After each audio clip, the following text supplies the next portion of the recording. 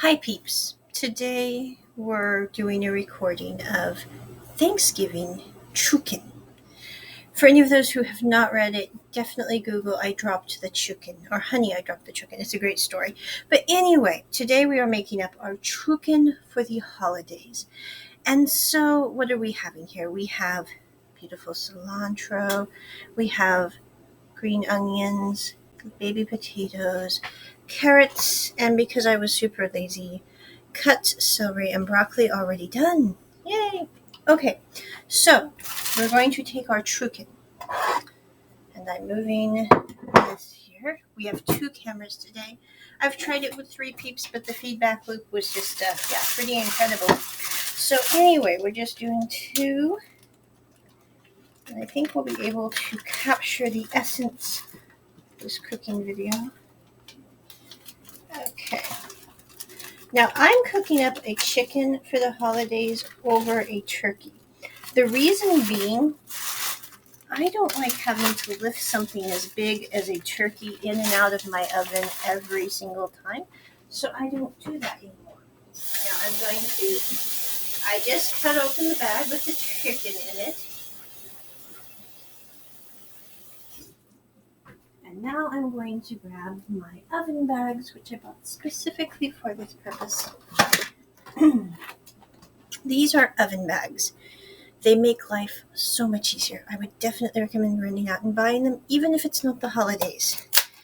Because what you can do, you take your charming little oven bag.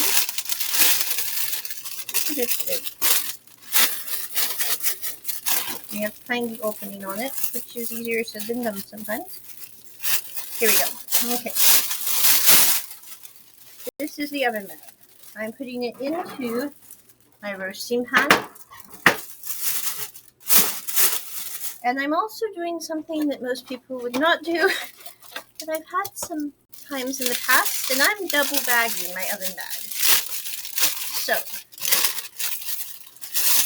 we have our second oven bag, like this. I just buy the aluminum roasters because I'm only using it once. It's so much easier just to throw the pan away when you're done. Saves up on cleaning time. So we have our lovely bird. And I need to see if it has the giblets inside it or not. Some giblet parts, maybe what? Missing. Okay. Anyway, this bird is still kind of frozen because I got it out like a day ago, and it's a massive bird. So I'm going to try to pull the giblets out from the cabin. We'll see how this goes. And I'm not filming this because it's kind of a gross activity.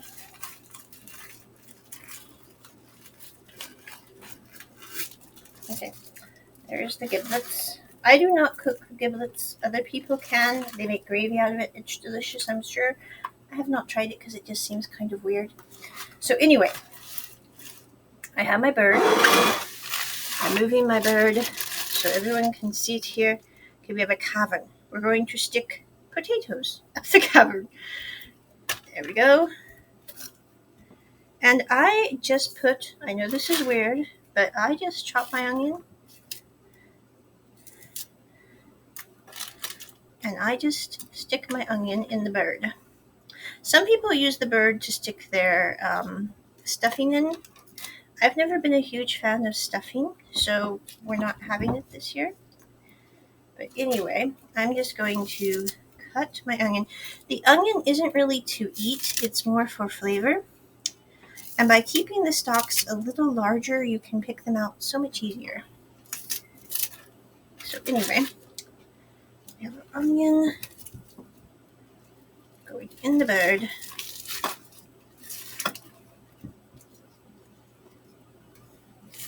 I thought I could fit more potatoes, but I really can't. So this is the bird. It's going in the little oven bag, like so. Now comes the fun part. Wash my hands again, because salmonella is not a good thing.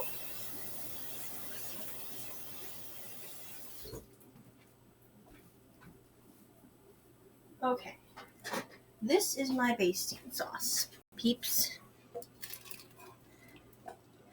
It is a mixture of 1 stick of butter, some Asian influenced sesame dressing, some orange blossom flavoring, and a little bit of sherry vinegar. So you've got this beautiful, yeah, okay. Now, we're going to baste the bird. Now, Bob would have taken the bird's skin, peeled it back, and stuck butter on it, and rubbed the butter all around with herbs, which is fantastic. I'm just lazy, so I'm not doing that this year. I'm just basting my bird with this beautiful sauce.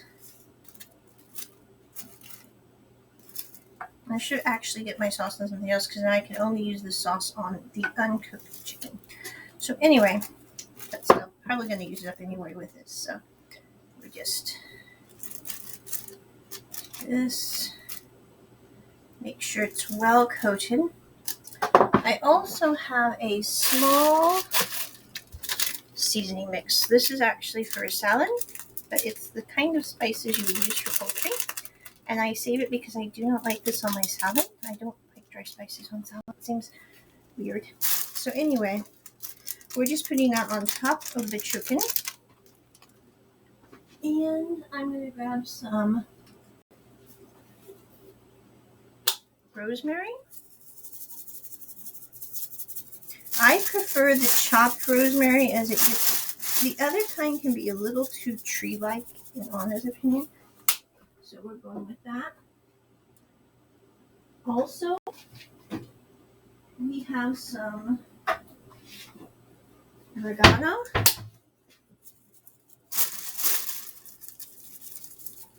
Top that. And now, try to hold this up so you guys can see. Okay, kind of see it. Now I'm going to baste it again. So we get those spices a little wet.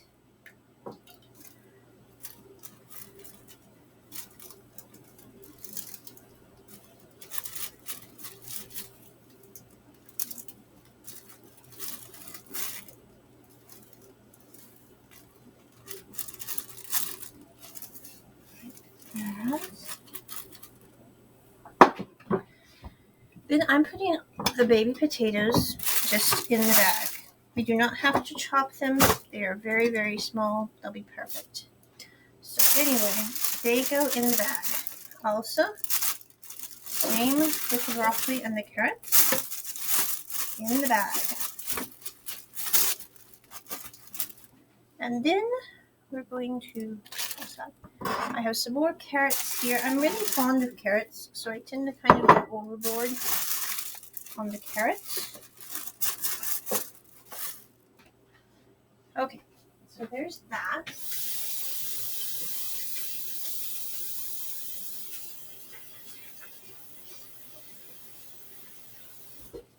Okay. Now to give this kind of a bit of tanginess, we're going to take, okay, I'm going to remove this bag. Okay, there we are. Now, I'm going to take some of this beautiful cilantro, and I'm going to dice it pretty fine.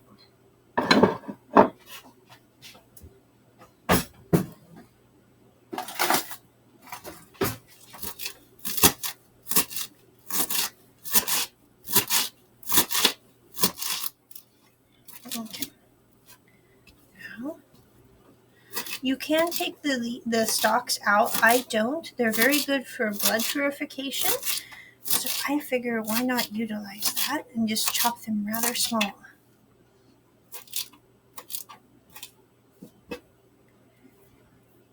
Okay.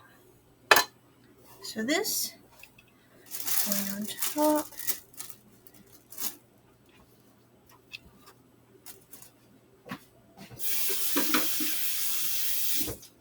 Next, we're going to take, these are actually colored, and the only reason I'm using them is it's going to be really nice flavor, and I need to use them up. So the collards are going in with the bird, and they'll be delicious fried greens that we can put on the side once the bird is cooked. Or not fried greens. What do you call it? Roasted greens, I guess. So anyway, they're going there on the top. Now I'm going to just pour my basting mix.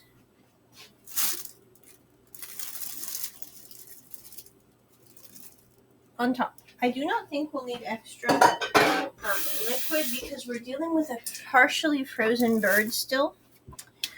And with that in mind, I don't see the point of adding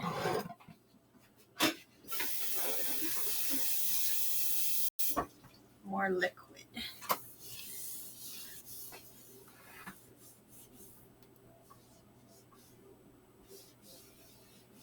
Okay.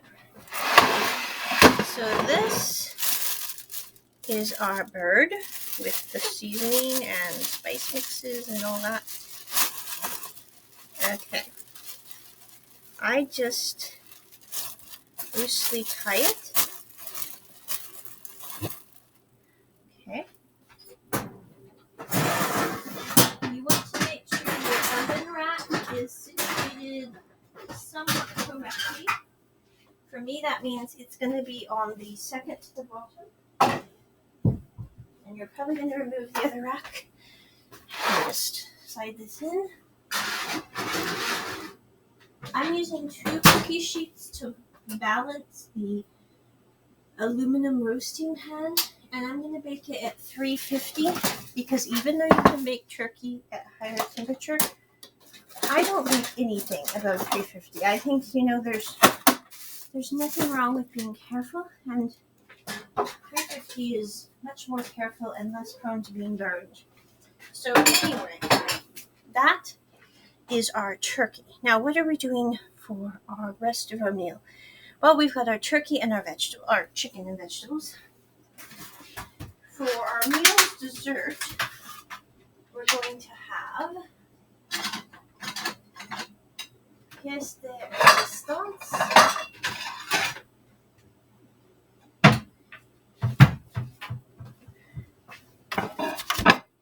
I am a huge fan of strawberry rhubarb pie, kind of my thing.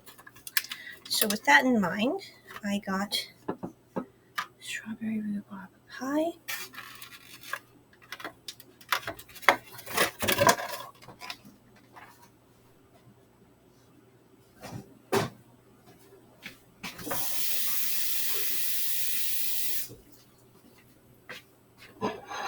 And I actually got 2 because it's a long story, but I couldn't get a whole one. So I got 2 halves. And there's my pie for the holiday. I'm going to cover it with a plastic cover.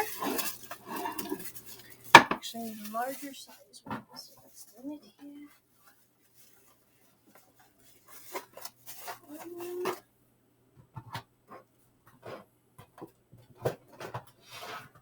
Have to get a new container.